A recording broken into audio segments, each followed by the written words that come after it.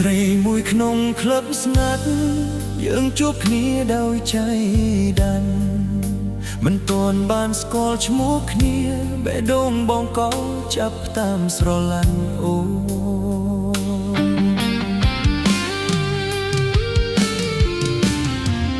យប់នោះពេលភ្នែកយើងជួបគ្នាដូចមានអ្វីមួយទីមបេះដូងឲ្យចូលចិត្តមិនទាន់ស្គាល់មិនទាន់ដឹងពីជីវិតតែចិត្តបងវិញស្រឡាញ់អូនភ្លាម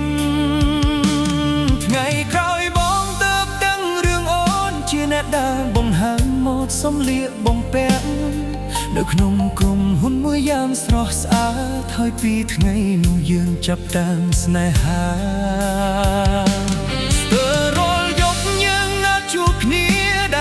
ជាមួយគ្នាដោយមិនคล้ายខ្នៃស្អែកមួយឆ្នាំជាងតែស្រឡាញ់កាន់តែជ្រៅបងគិតថាអូនគឺជាមនុស្សចុងក្រោយរបស់បងតែថ្ងៃមួយអូនប្រាប់បងថាអូនត្រូវទៅធ្វើការនៅក្រុងសៀមរាបពីឃ្លាដែលអូននិយាយក្នុងថ្ងៃនោះបងមិនដែលគិតថានឹងคล้ายជាការបាត់បង់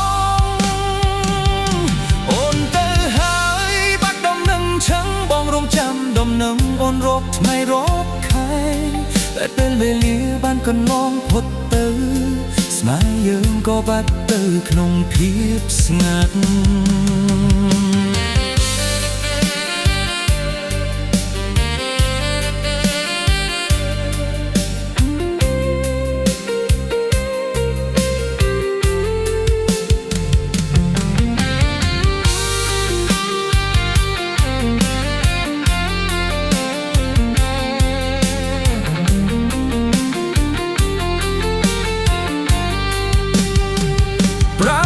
ឆ្នាំក្រោយទៅបងបានឮ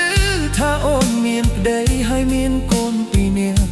ដំណឹងនោះធ្វើឲ្យបងស្ទើរស្លុតអរ៉ាព្រោះស្នេហ៍ដែលបងគិតថានៅតែមានបែរជាคล้ายជារឿងអតីតកាលបងព្យាយាមញញឹមទទួលយកការពិត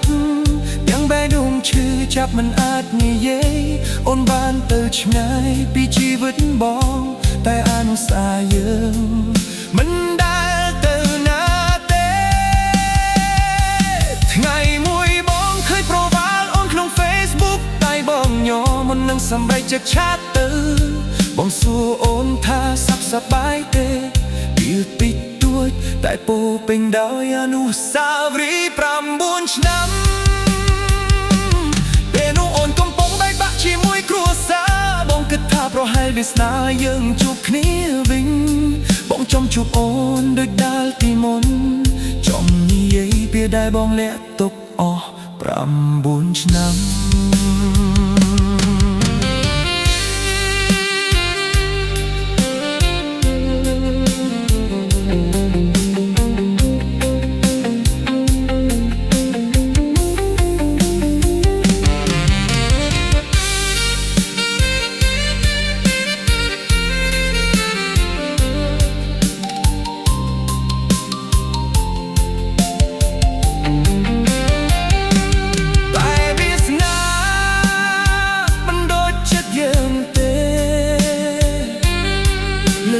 យើងនៅតែមានរបង